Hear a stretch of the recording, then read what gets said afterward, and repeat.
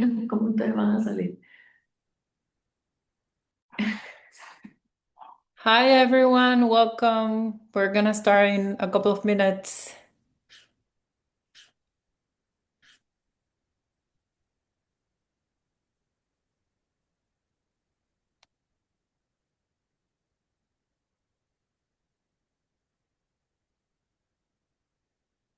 Thanks for joining us. We're starting in 1 minute.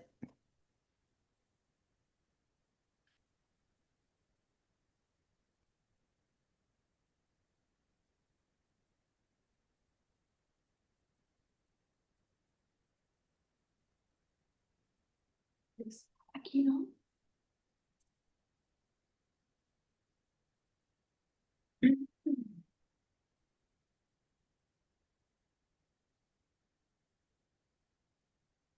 Hi, good afternoon, and thank you all for being here. Today's conversation is meant to move beyond headlines and policy debates and instead center in the lived realities of running a small business in Cuba right now.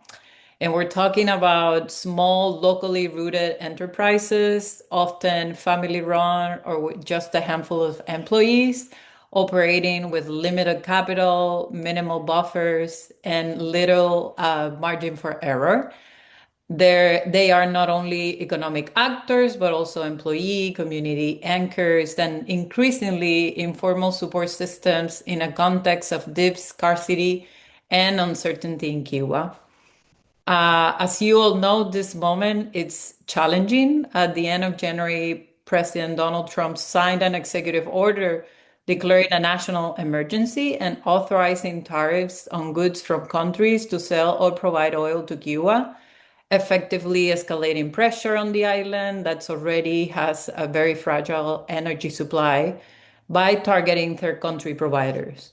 And Cuba has long struggled with blackouts due to the lack of maintenance of the energy infrastructure. So this measure is compounding. For business owners, the consequences are immediate and tangible.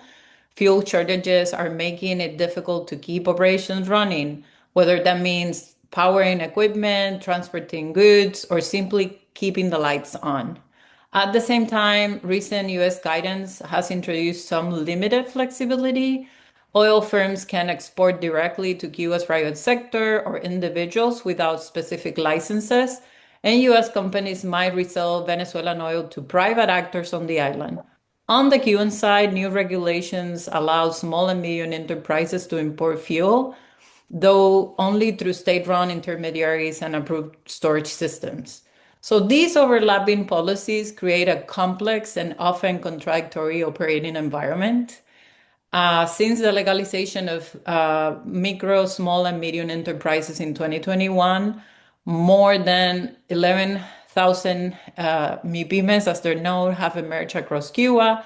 But today, many are struggling to survive.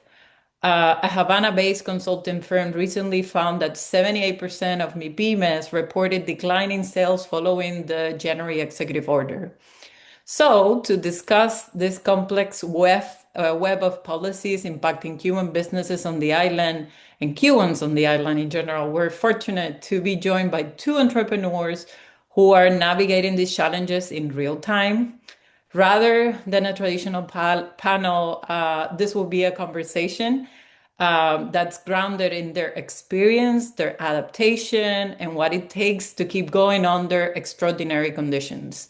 We have Idania del Río. Idania is a graphic designer, an artist, and creative director based in Havana.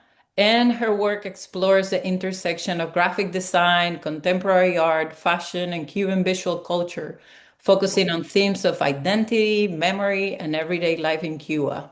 Idania is the co-founder and creative director of Clandestina, an independent design brand from Havana known from combining graphic design, fashion, and cultural production. Clandestina is widely recognized as one of the most influential independent design projects in Cuba and a pioneering example of creative entrepreneurship on the island. In 2024, Idania was selected for the BBC 100 Women list, recognizing the most influential and inspired women around the world. Bienvenida, Idania. And then we have and then we have Raulito Bazooka, who lives and works in Cuba. He's the chef of Grados, a private restaurant of Paladar that opened in 2017 in El Vedado neighborhood, which he owns along with his mother, Alina. In Grados, Raulito and his team explore ways to use only local ingredients in their menu, and they want to think about who produces the food in Cuba and how it's eaten. They have been experimenting with fermented foods and drinks, and they are innovating too with the Cuban acorn-feeded pork of Pinal del Rio region, which is one of the best meats in the world. So welcome both of you. I would like to start with your businesses. Raulito, could you tell us about Grados? What do you do? And what problem you're set out to solve? Well, hi everyone. First of all, thank you for inviting us to talk a little bit about what we're doing right now. I'm going through, and hopefully we can find some answers today. Trying, to speak a little bit about what's going on. Grados is a small business, small paladar that me and my mom made some 8 years ago, 2017. We have been going through a lot of different regulations that have been going through in Cuba. We have to remember that only 5 years ago we went through the pandemic, the COVID pandemic, which transformed almost everything. People, I think we are forgetting a little bit about that.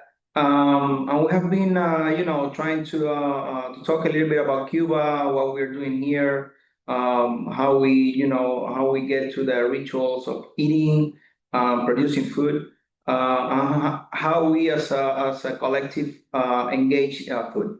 So that's from the perspective of a restaurant. I have to say that everything that I'm talking about today. Is from a privileged perspective in Cuba because we are working with food and we are working with tourism, which it's both are two of the main issues or themes that you know uh, happens here in our country because we are really dependent on tourism as a country economically, and at the same time we are trying to learn how to produce food and how to eat it. So there's a lot of things going on, and right now we are just how can I put it, in the middle of everything that's going on. We feel some kind of hope because we are seeing some changes going on, and changes in Cuban context are always good. Thanks, Raulito. Idania, what is Clandestina and how has it evolved over time? Well, same as Raul, it's my super pleasure to be here and having this conversation with you. Thank you so much for making it possible. Clandestina is a Cuban brand, independent brand. We opened in 2015, so we have been around for 11 years now, which means basically that we have been doing everything since a small souvenir shop, huge fashion shows, massive block parties, and community work, LGBT community work, and we have been also like navigating all these years. Of course, the big opening with the Obama administration, which is very important for us entrepreneurs because we had like a small hint of, hope or what a possible future might be. And it was really, like gas for companies and small projects. So after that, we got the shock of the Trump administration and then COVID, which was also very complicated and different from now. And we, of course, changed at the moment. We opened our e-commerce shops, online stores in Cuba, in the US. So we have been experiencing many aspects of what is to have a business in Cuba and what it's like to be an entrepreneur in Cuba. And right now we are just going through this moment and turning 11 years and full of experiences. So let's talk a little bit about what's happening today. As I mentioned, the country is going through a profound energy and economic crisis. So could you both describe what does a typical day look like for your business right now? What has changed most in the past year? You first. Yeah, I'm going in. It's all about perspective, right? Sometimes there's these two kind of, pictures when you see like, as an individual yourself compared to what's going on with the collective. Sometimes you feel a big need of saving yourself. There's only one kind of a lifesaver, and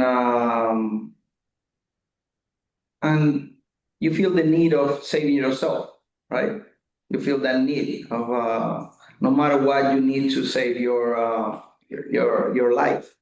But there's this another kind of picture when there's happening exactly the same thing, but then you have the need of being the one that needs to be sacrificed in order to save more people.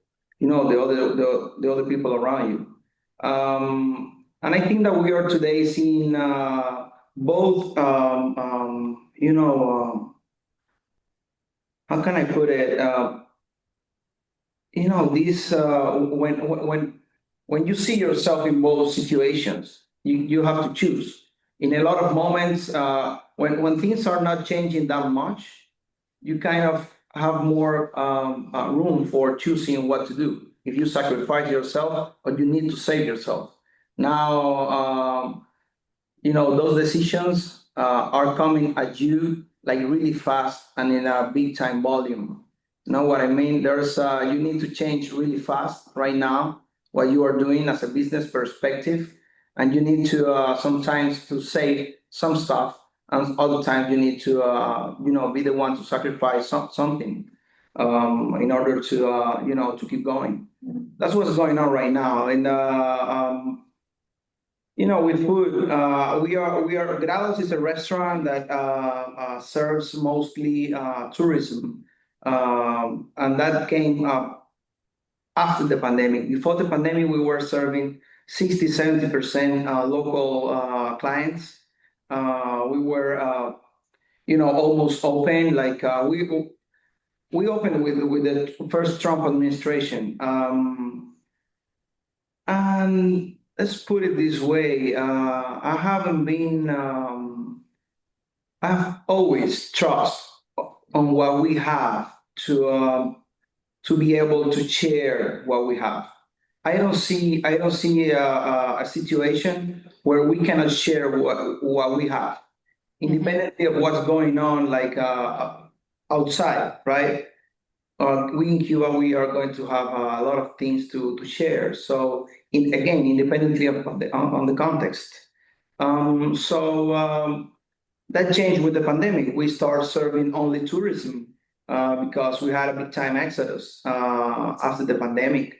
And right now, we are going to pivot. We are going to pivot because we need to. We are not receiving tourism anymore, at least not by the numbers. I don't even know the numbers right now. What I know is that we are running late, that we are running against the current. You can feel how can I put it? You feel the crisis coming at you, and you see everybody reacting in the same way, and everybody needs to be sometimes the sacrifice piece, and sometimes they need to save themselves.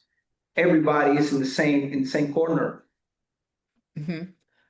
It's definitely a crisis that's impacting everyone, right? And Idania, and I think someone put it in the chat, and I'm gonna remind our attendees to add your questions to the chat. But I remember Idania, and you mentioned this a little bit during the pandemic in 2020. Clandestina responded to a major shock by pivoting to the local market. Raulito pivoted to tourism, but you all pivoted to the local market.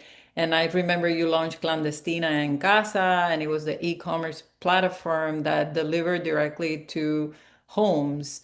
How does this current moment compare to what happened in 2020, and actually how you are adapting your model today? Well, I would say, first of all, I totally agree with Raulito. It's a kind of philosophical answer, but it's very, insightful. The main difference for me is that we are in so much worse shape, society, the country, politics, even the regulation and all the services. Everything is in worse shape than in 2020. For example, my company, we were a company back then, so we were kind of arts project with various legal umbrellas, but we had some sort of a mattress, that helped us to resist the impact of COVID.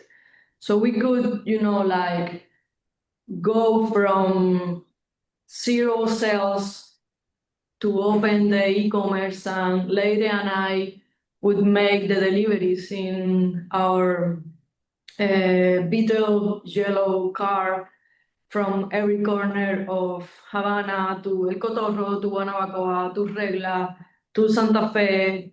And it was, at the beginning, it was very scary, but we had, some sort of a safety net.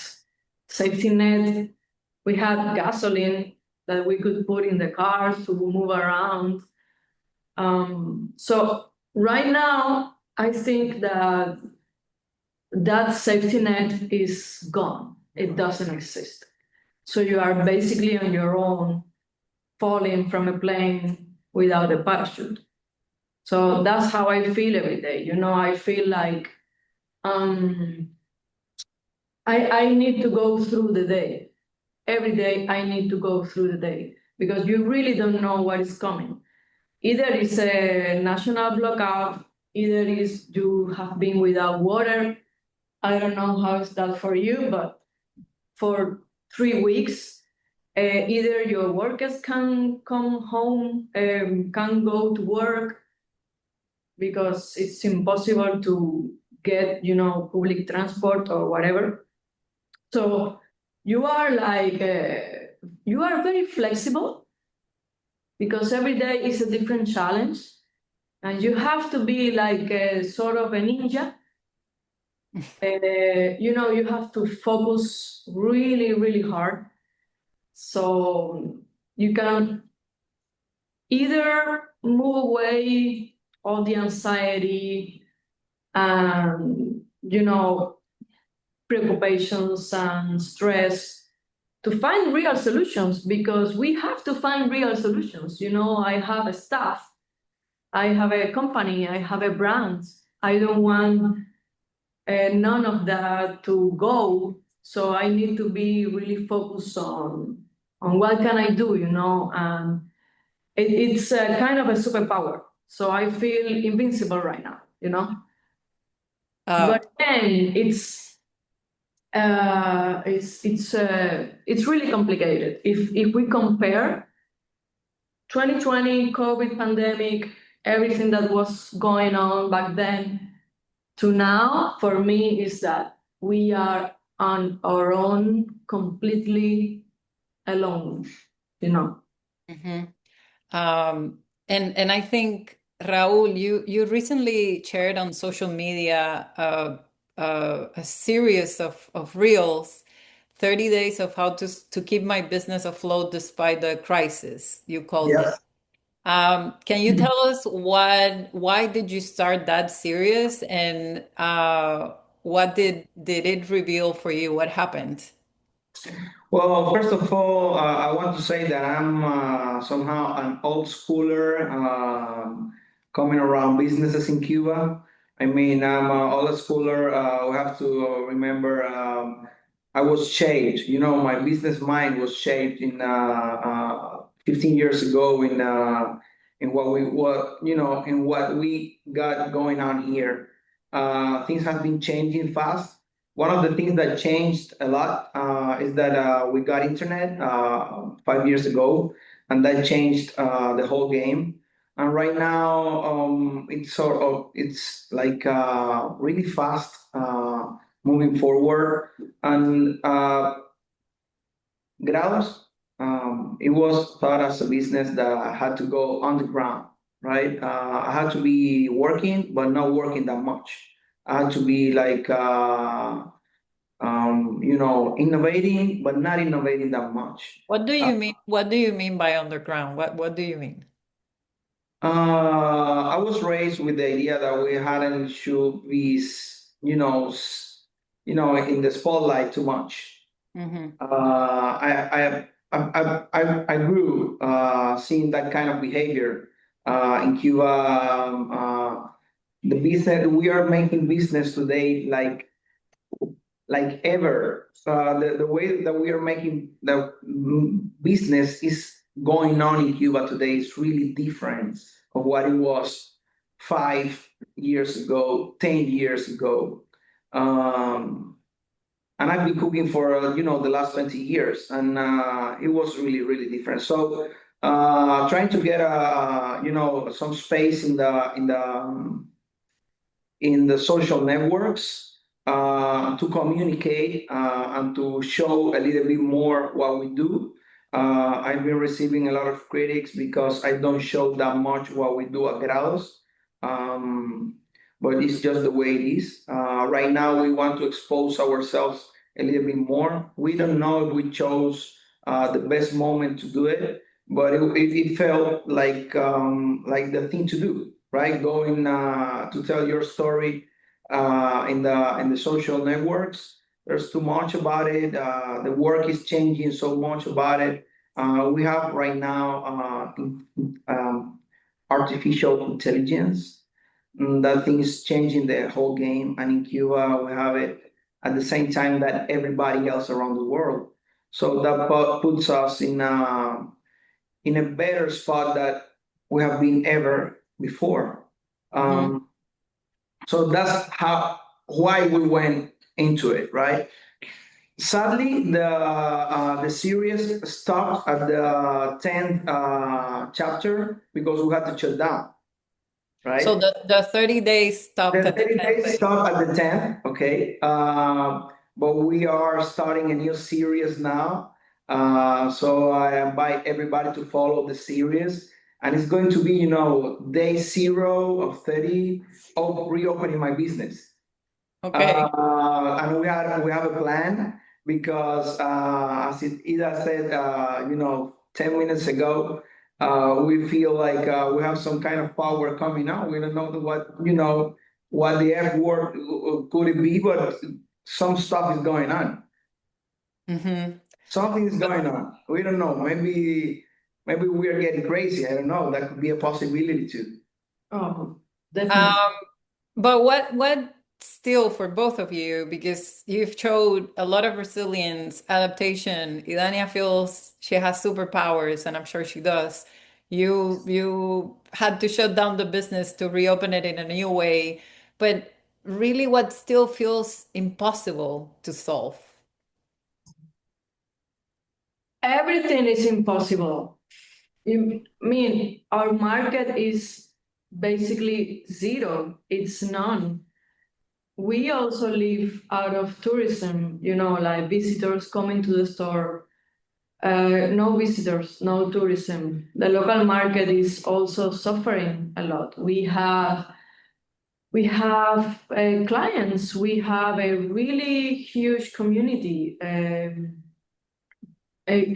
big part of that community left the island in the past years. So the community we still have in the island, they are also suffering the effects of this crisis. The inflation is out of control. It's there is no way that people can actually make a living with the prices right now. So it's very complicated to navigate the business in this scenario. You can have superpowers, you can be super positive, you can even have a vision to see opportunities, but then you face real life problems. No clients, no money, no power to work or to sell, no electricity, your staff, it's every day either resigning, like, look, I can't keep coming to work, or either you have to let them go because you don't have money to pay their salary. So it's as a business owner, I haven't been in this position before. I want to touch, because you're talking a little bit about how that impacts your staff, your clients. It's a crisis that's impacting every aspect of Cuban society. But I know that beyond your businesses, you also are part of a broader community. And I know both of your businesses have been doing community work. So I do want to ask you about it, and for you to share a little bit what role is Clandestina and what role is Grados playing in your communities right now. And what are you seeing in your communities? Todo está lindo. Mira, people is, resilient. Somehow we have been, it's kind of a reset. I'm trying to see it as a reset. I'm trying to help every place I can with small details, small actions. But at the same time, we are trying to work on looking, in our case, looking for making community events. We are exploring ideas and possibilities, and we have been achieving some results in getting some funds.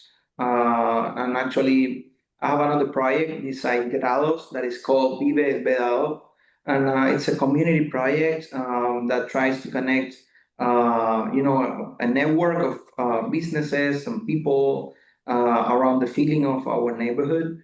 And we have been, seeing different things that we can work on them to achieve, some results, with the idea of getting, whatever is going on somehow better. If you want to follow somehow Vive el Vedado, we have on what we are doing a little bit more extensively. We have our website, which is viveelvedado.com. And we have other forms of, we are learning how to do it. We are learning on the fly at the same time how to do it. And with Grados, of course, we attend some people in our block and in our neighborhood, some old people. It's a little bit complicated because we don't do any kind of marketing out of it, because it's people that have been in the neighborhood for so long that is kind of your family. You don't post how you help your family. You know what I mean? But we are working on it, and for us, it's like imperative to give back. the small things that we have achieved to get.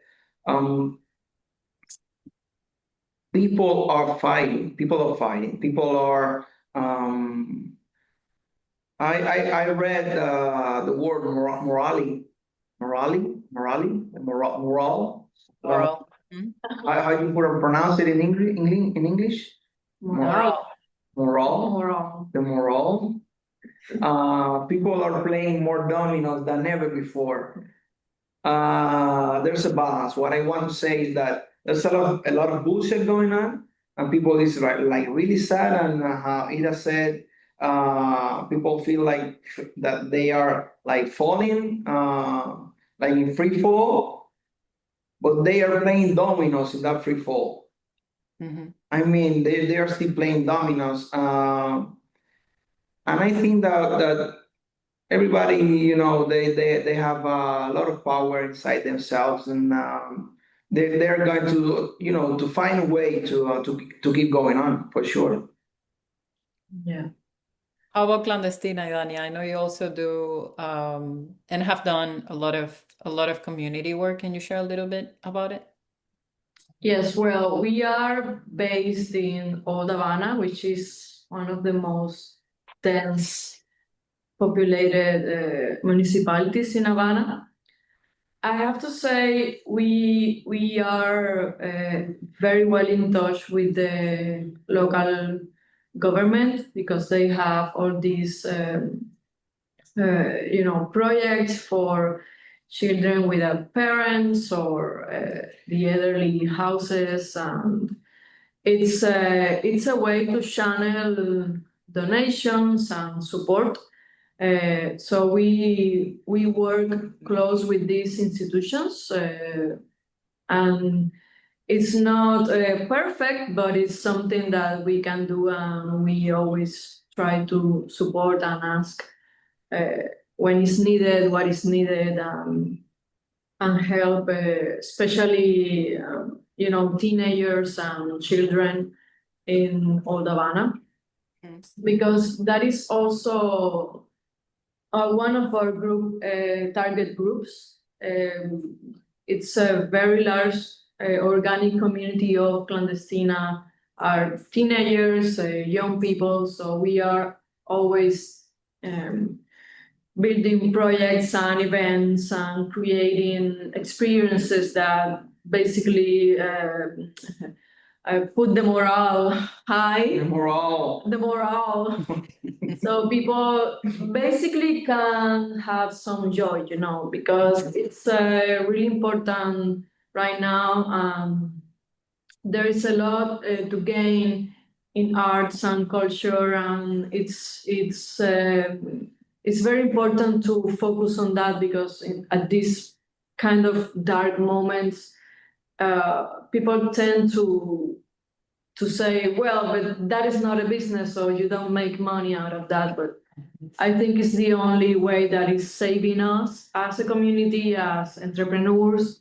So also we do soccer leagues and LGBT campaigns and parties, it's really important to have fun and To get together. Yes. So I would say. Mhm. No, go ahead. Sorry. No, I would say that's our main goal in Clandestina is keep doing business, keep the work, but also have fun and provide a safe space for everyone to have fun and to relax a little bit. And it's very clear that you both have, through your businesses, informal networks. As Raulito was saying, you don't share a lot about what you do for your family, but you're doing things for your communities, right? Are there any other networks for entrepreneurs in Cuba to have a support system or even coping strategies that are emerging beyond what you've shared?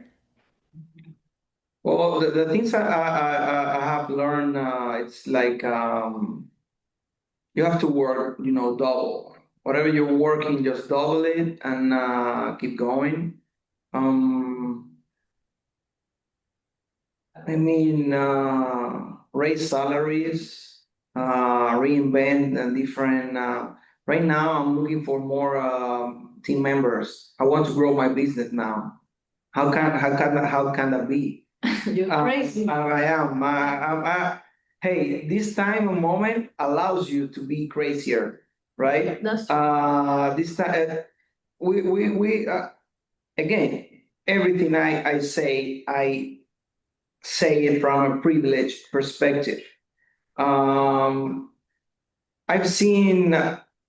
I don't like my business to be closed. I don't like it. But I feel a high rush to keep going on and to do new things and to collaborate with new ideas and try to get a little bit crazier. I don't know how to put it. Right now, for example, we throw um, a cooking course for 8 people, completely free. 8 classes, demonstrative classes, and then practical classes, lessons, a lot of hours of working. Where will that take us? I don't know. But somehow we gather some experience, a lot of data, laboral data. Next week we are throwing, the final exam. Um, and we spend a lot of time, a lot of money when we don't have money.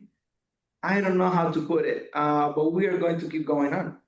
The only way, the only path is forward, trying to cope with everything. In the middle of, it's of the course, the national, we had 3 national blackouts. How you stand up to that, how you react to that. Um, you say, and you see, when the lights are off,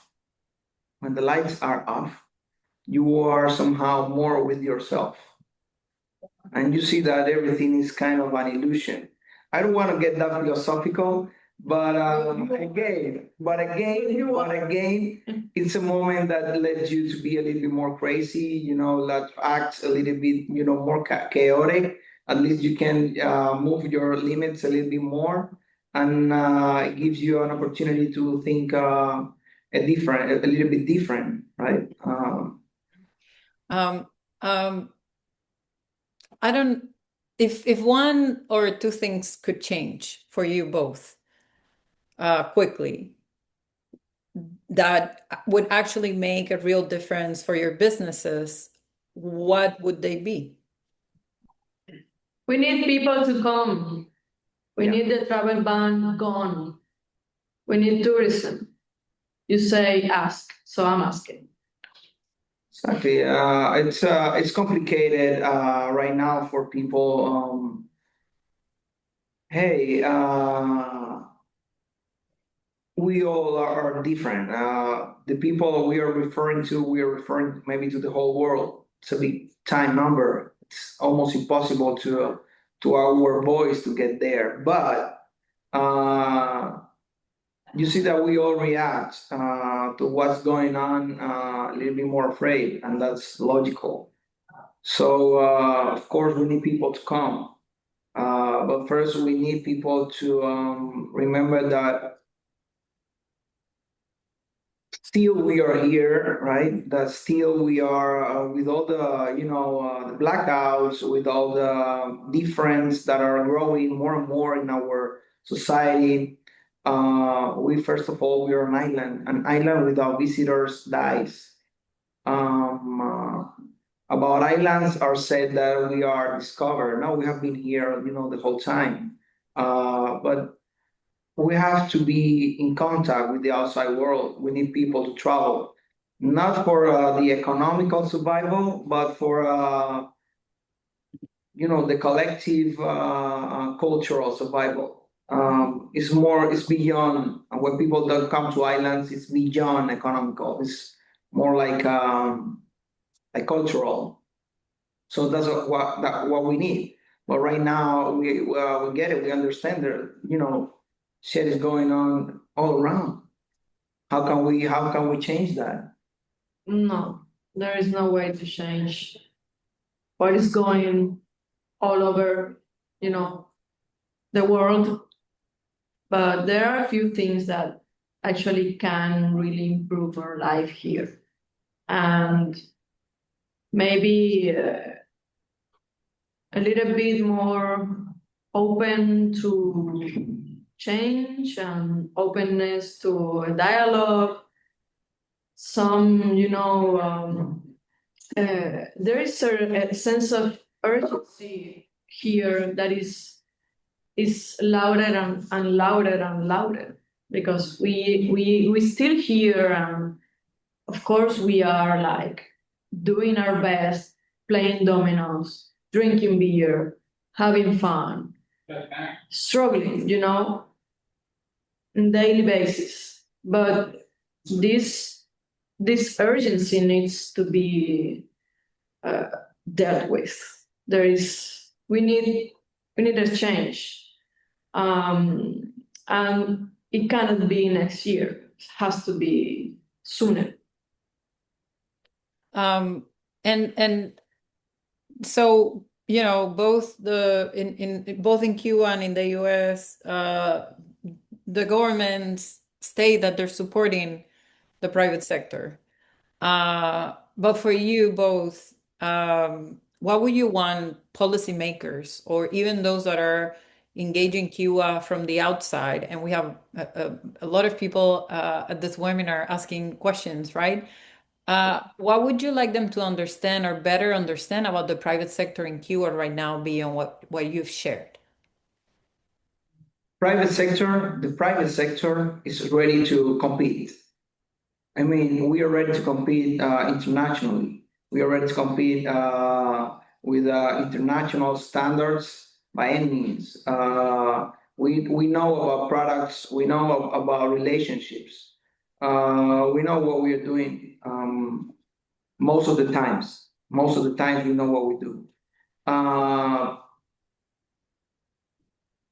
Governments should care more for people. Actually, I don't know if they have care ever, any kind of government, but they should, whatever they have to do to care about more about people. Because there's a lot of people. I mean, as a country, we need more people working and developing good ideas. Right? Developing good ideas, good solutions, innovative solutions to connect more and to make a more robust, working society. But for that, you don't only need the people that are entrepreneurs by choice, but you need to give opportunities to the whole young mass that's there with a lot of talent, with a lot of energy, with a lot of necessity to work, and they don't even know it. I don't know if that's a result of policies, governments, culture. I don't really know, but if the people in governments, they know. Actually, they know. But we need more opportunities. We need more better chances for our everyday life, right?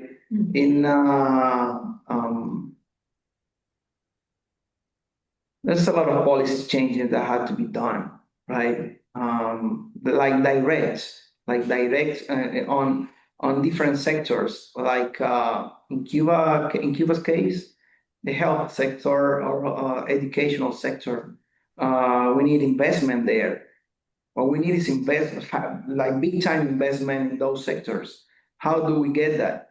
Who's going to who's going to risk some capital to develop those sectors in Cuba? With the whole time, a lot of the potential we have, right? It needs some investment. So if they get, their business done, we're ready to get ours. Idania? I do agree with Raulito that the private sector is ready to compete. I think bringing back 2020, the pandemic, even the Obama days, we weren't ready back then, but we are ready now. There is some legislation going through, and there are major changes that actually have taken place. So we are more ready now. We are companies, we have a legal framework. There are some pieces of legislation about collaboration between external foreign investment to private companies in Cuba, small businesses. So I do think we are in a better position right now. Of course, the constraints are beyond high. It's a lack of financing, very hard to find investors for small businesses, even. So there are many huge challenges, but again, as Raulito says, there is a lot of policy making to be made in order to move forward. But I think I have hope actually that this is taking time, but it's getting us to I hope, better place. Raulito, what gives you hope? Well, a lot of brands in Cuba give me hope. For sure, I'm learning how to get as a person. I'm learning how to get impressed by how people are working, how people are developing their brands and their projects. I forgot the words because sometimes I forgot words. Inspire is the word. I'm trying to get somehow my heart softer to what other people make. I found not so long ago that I've been raised in our society not to like what other people are doing. Mm-hmm. I wasn't sure if that was something that developed in myself as an individual and because of my own actions, or it was a collective thing. And I've been trying to see and to feel what's going on, and I'm getting more and more going into the direction of where that problem it was systemic, right? Now I'm getting more. I understand what's behind all the people works. I understand what has been.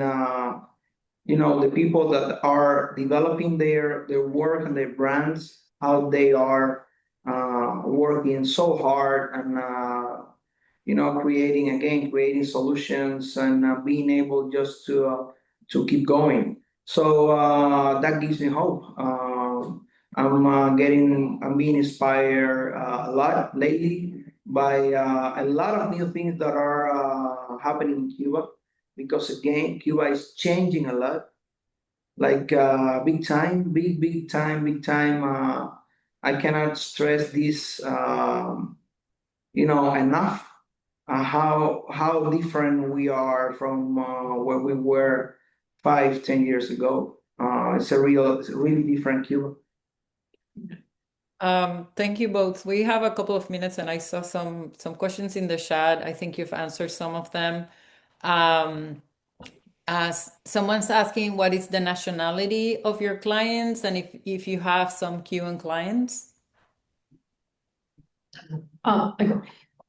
We have Clandestina is an international brand.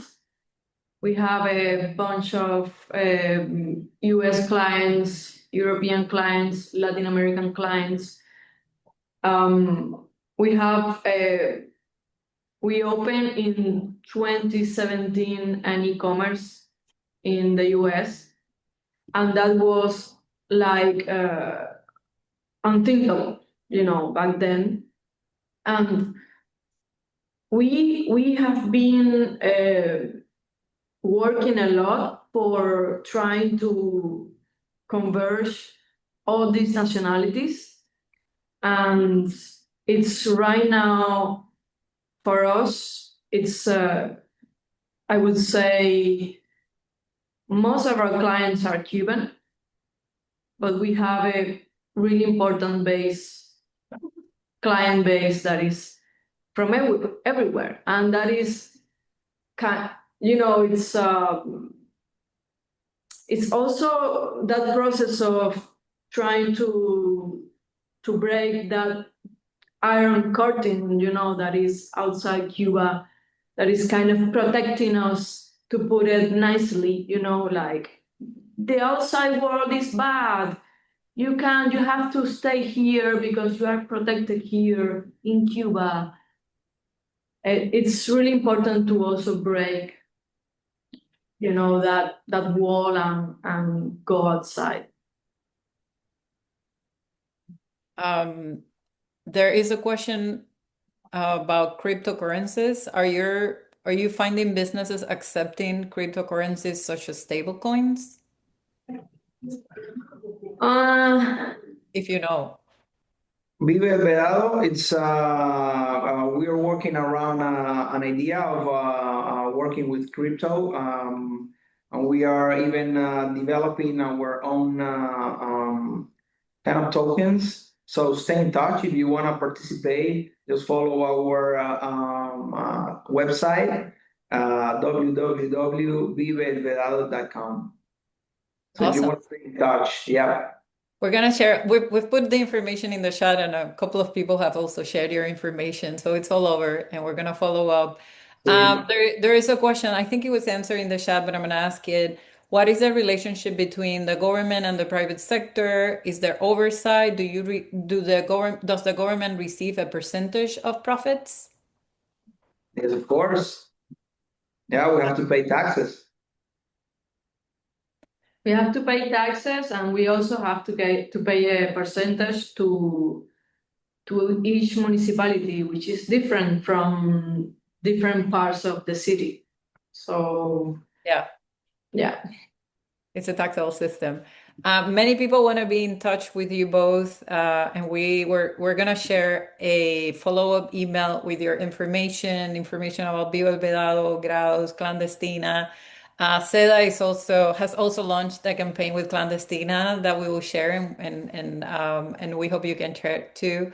I want to thank you both for your honesty and for sharing not just the challenges, but also the ingenuity and the commitment that it takes to keep these businesses and communities going. Thank you all for attending on behalf of CEDA and Clandestina.